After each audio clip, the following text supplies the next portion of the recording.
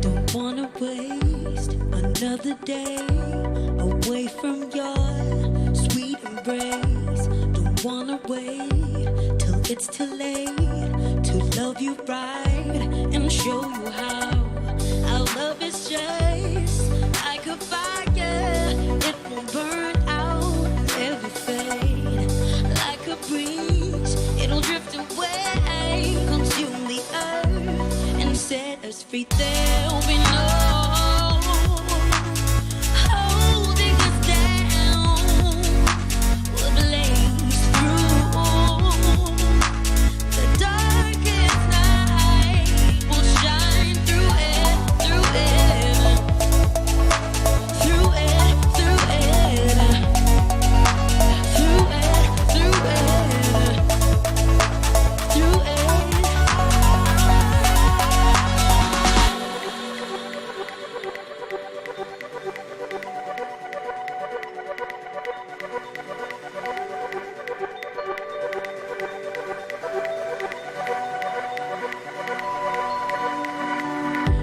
There was a time when life was like living in a cold cave, hoping for someone to keep me warm and rescue me. Love, you came, nothing's the same. You took away my misery, and like a breeze, we'll drift away, consume the earth, emancipate. There'll be no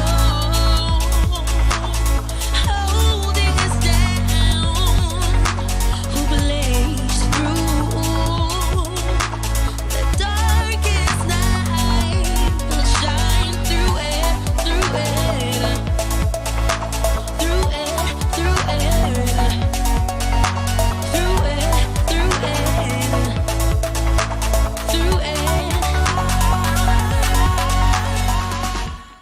Hi, I'm Shane Cooper. I'm a freelance musician and I love the unknown. The music industry itself is ever-changing, it's very dynamic, and in order to have a sustainable career as a musician, you have to be very adaptive, very flexible, you have to love learning, and you have to have an appetite for the unknown. Being a musician and composer requires you to work in all sorts of scenarios.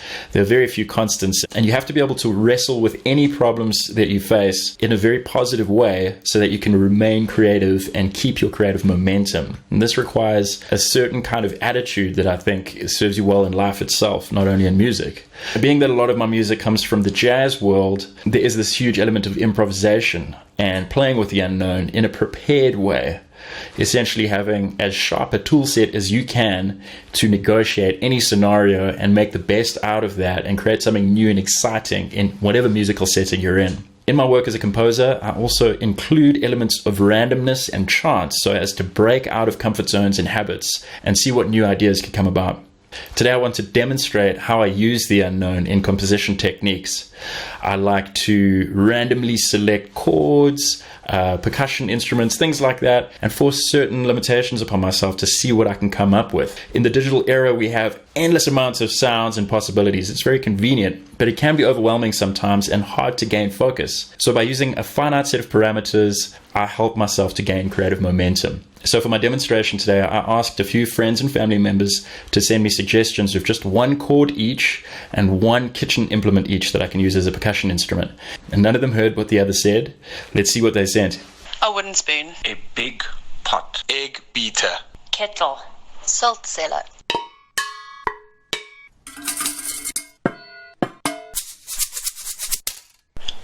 D flat minor. A flat minor. D minor. F minor. Once I've collected all these sounds, I listen to the recording and I think of the sounds in two ways. The first is to break up sounds that I treat as familiar territory. So perhaps there's a sound of me tapping the bottom of the kettle, and that reminds me of the kick drum in a traditional drum kit. Or maybe knocking the top of the pot with the wooden spoon reminds me of a finger snap or a clap. And I'll start to assemble grooves that make sense to me and feel good. The other way I deal with the sounds is to not actually listen to them, but grab specific parts of the visual waveform based on what I think looks interesting. So for example, let's say if I tapped one of the instruments, it made the sound, I mean, this is not possible, but it made the sound go to the sharp right now. And I just isolated this part and scrapped the rest.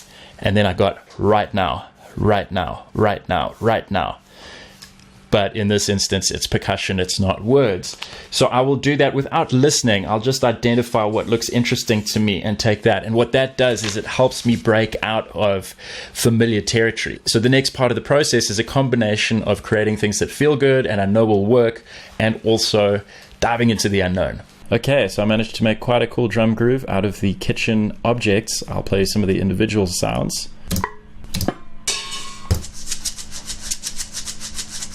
Nice little swing to the salt cellar. That one's a bit more brutal. And so on, a few of these kind of sounds. Nice little kick drum here. And then the chords that I played on the piano, on the Fender Rhodes, those are here. I've cut them up and just made them 1 bar long each.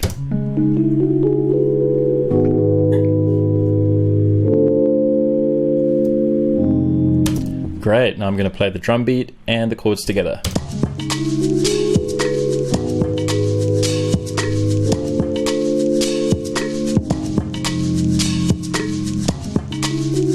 Pretty nice. Now it's bass line time. 1, 2, 3, 4.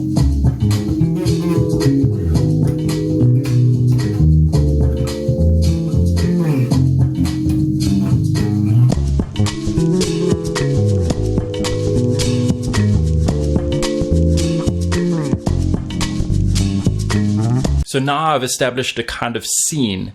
I've introduced these elements that my friend suggested, the chords, the percussion ideas, and now I'm inside the scene and I'm trying to navigate it and make music inside it. I feel much more familiar. I feel much more at home in this space now.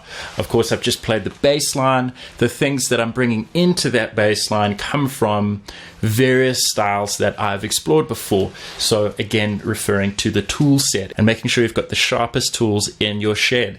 So in this, I'm referencing disco, I'm referencing funk, soul, Motown, a whole era of bass style.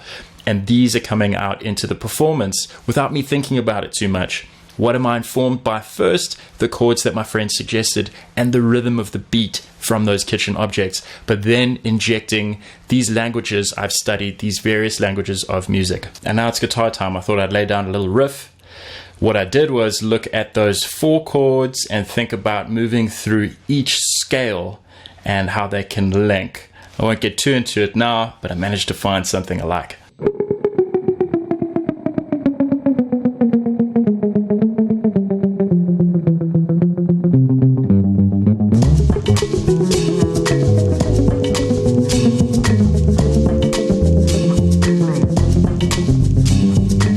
That's it for me. Thanks so much for having me. It was great fun to speak today.